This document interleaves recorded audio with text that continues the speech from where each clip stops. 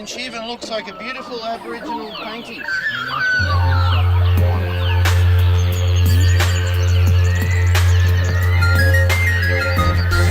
It's Willoughby Council Fauna Fair. We've got a whole lot of stalls from the council, and then there's community groups who are doing things. The Fauna Fair is basically a way for the whole community of Willoughby to become more aware of their local fauna. Good morning, everyone. You can call me Bugman, but my real name is Stephen Fellenberg. I'm an entomologist. So entomology is the study of insects. Can you name an insect? A butterfly? Mosquitoes? Everybody's trying to think of new and better ways to look after our wildlife.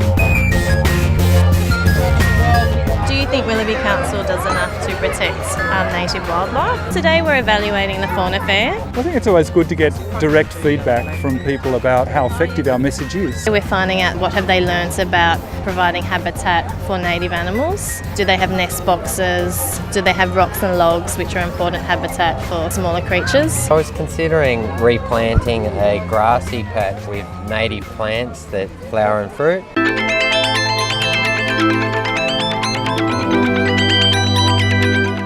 There are a lot of people who we have got close links with, but the vast majority of people, we don't have as much contact with them as we'd like, and so this is one way of doing that. What I'm going to do, I'm going to show you some live insects, some live spiders, and some other creatures. The grey-headed flying fox is actually a very intelligent, very gentle animal. It eats fruit and nectar out of trees. Workshops on making nest boxes. Really? Yeah. Can the kids come along to them? Yeah, they're a good age. Okay. The grey-headed flying fox is the main pollinator of our eucalypt species on the east coast. So without these guys, our forests don't get pollinated and eventually they get sick and everything that lives in the forest is in trouble. The blue tongues love to eat snails, except for the shell. You can touch this one, but would it This stall is talking all about what Willoughby Council is doing to reduce the feral animal foxes. Foxes can kill up to about 8 native animals per night. It's really important that we reduce their numbers. In Australia alone, there is over 100,000 different types of insects. If all the insects were wiped out overnight, humans would only live for about 2 months. Sam Sneed is my name, and I've been called in because It was a detective story about animals dying and disappearing, and Detective Sam Sneed was trying to come up with some sort of solutions. I'm going to need to get you to help me. They've given me 3 clues. Do you want to help me? When we think about the 60,000, 70,000 residents in our area, probably 10% of them are reasonably well informed in terms of knowing about our programs. There's also a lot of change. Like we have probably over, say, a 5-year period, a 50% turnover of residents, and we need to address the new residents as well. His name's Reg, the ringtail possum. There's longicorn beetles, lady beetles, leaf beetles, fiddler beetles. This one starts with D, dung beetle. You guys hungry? Got some food for you.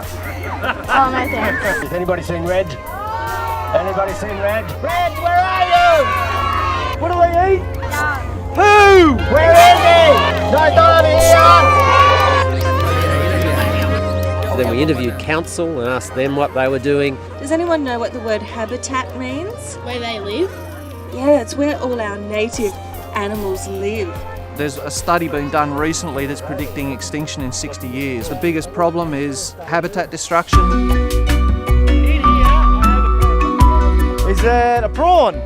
Is it a Pokemon? This one here is the giant green stick insect. I know it's not green at the moment, but this is a nymph.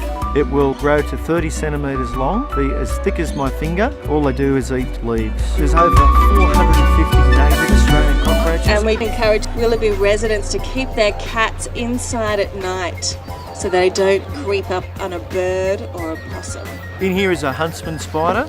These you'll probably find in your home. If they are in your home, they'll eat mosquitoes, spiders, flies, so they're really good to have around. But if you found one, would you pick it up with your fingers?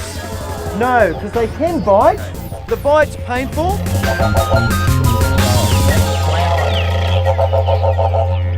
This is the bird-eating spider from Queensland. They have a burrow. They'll spread the web out over about 2 metres.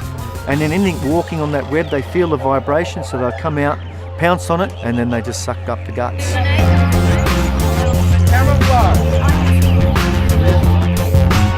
The last one, Reg. What's wrong, Reg? Oh. He doesn't want to talk about this one. He says they've killed some of his friends. He said, could we work out something we could do to help him? Then we got the kids and the audience to come up with ideas about what they could do. Keep your cat inside at night. Put a bell around it. So the idea is that the audience comes up with solutions and ways of helping our native wildlife. Give your cat milk. Give your cat milk, that's a good idea. Keep them happy. See, Reg, we're coming up with some good stuff. So it's a matter of getting the inspiration, the encouragement and the information to know how to make the changes.